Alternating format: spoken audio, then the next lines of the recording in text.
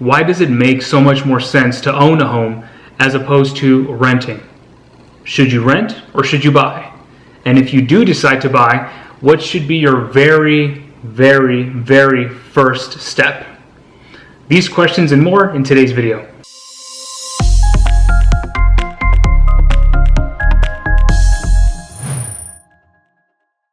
What's going on, everybody? Ryan with the Associates Realty Group here again with another video, this time about if you have decided to buy a home this year in 2019, what should be your very first step before you start going out there. It's exciting to go home shopping every weekend, looking at some new houses. Before you do that, you're going to want to pump your brakes first, momentarily, and take care of this one thing. What should be your very first step before you get out there and start looking for your next home? So in order to answer that question, we have to look at the bigger picture. So in a lot of areas across the country, the number of buyers that are actively out there looking for their next home, they outnumber the homes that are actually available for sale. So this has created a competitive marketplace where buyers have to do whatever they can to stand out from the competition, to stand out among all those other offers that are getting submitted for that same home that they have their eyes on. One of the most important and special ways that you as a buyer can stand out is to first get pre-qualified or get pre-approved for a mortgage before you start your home search. And here's the thing too, even if you're not in a very competitive market in whichever city you're looking in, understanding your budget will give you the confidence in knowing if you're close or further away from buying your dream home. You at least want to know how much you can afford. And if you're not close to buying your dream home, you can start now and meet up with a lender and take the necessary steps to get there, slowly but surely. So Freddie Mac, on their website, under the My Home section, they actually lay out the advantages of getting pre-approved first before starting your home search. So this is what Freddie Mac said. It's highly recommended that you work with your lender to get pre-approved before you begin house hunting.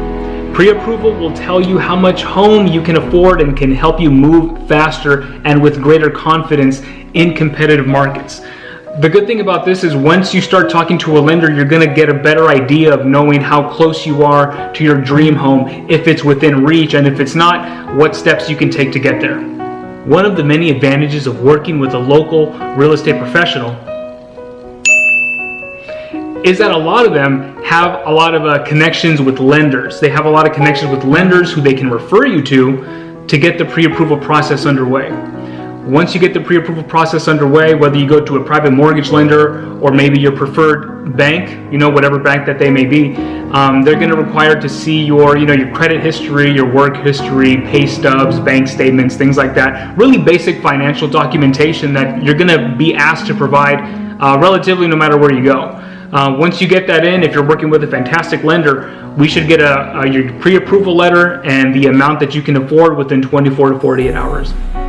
Getting pre-approved is one of the many steps that you can take to show home sellers that you're actually serious about buying. It'll tell home sellers, here's my offer, and I have a pre-approval letter, and it'll show them that you're serious about that they should really strongly consider your offer. And it also speeds up the process too.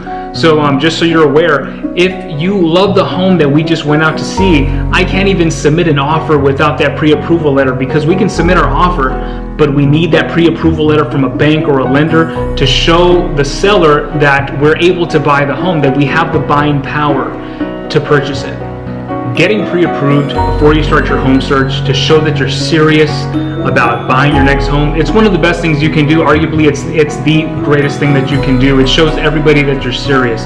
It shows them, look, I've taken the necessary steps before I even started the process, and I went to speak to a lender. I went to go speak to my preferred bank, and I got my pre-approval letter. I know how much I can afford. I'm already pre-approved, and it makes the entire process much more smoother. Everyone has that much more confidence in you and your seriousness in buying your home. So one of the topics that I touched on in the beginning of the video is, what's the alternative?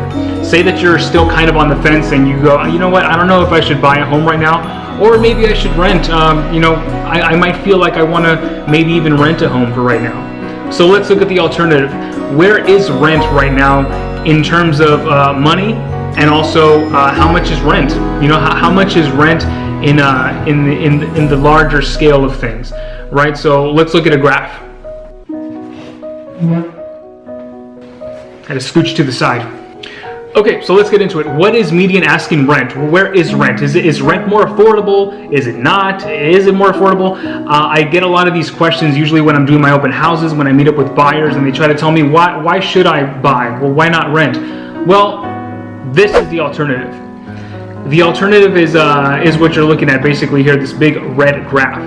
So from 1988 all the way up until last year, rent has been on a steady incline.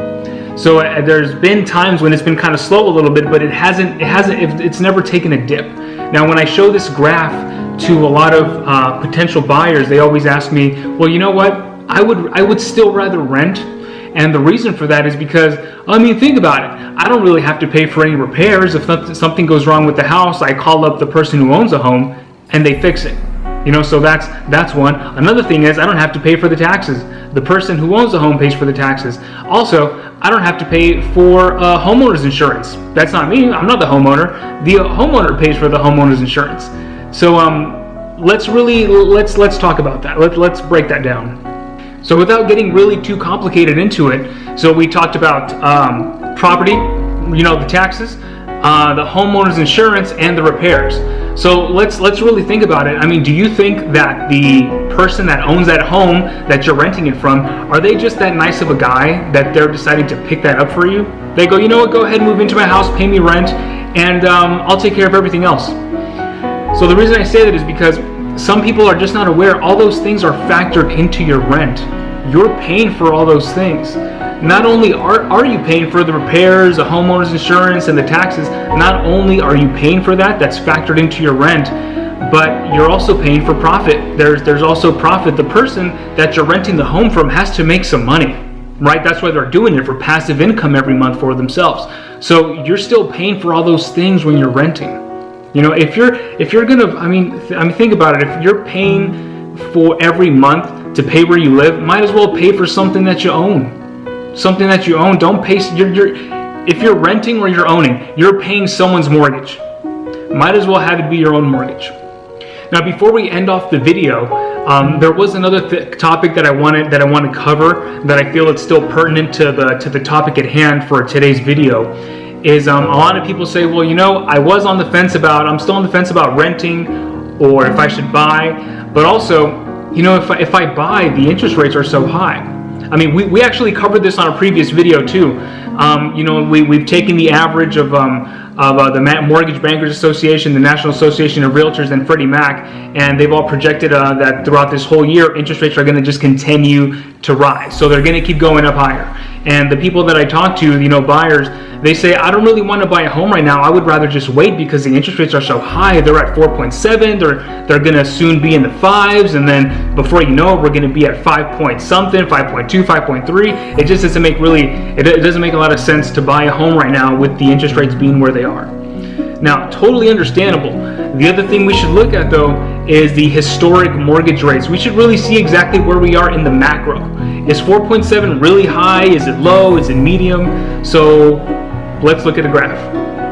So let's now look at the graph. We're going to take a look at where interest rates were. We're going to look at a graph that's historic mortgage rates by the decade.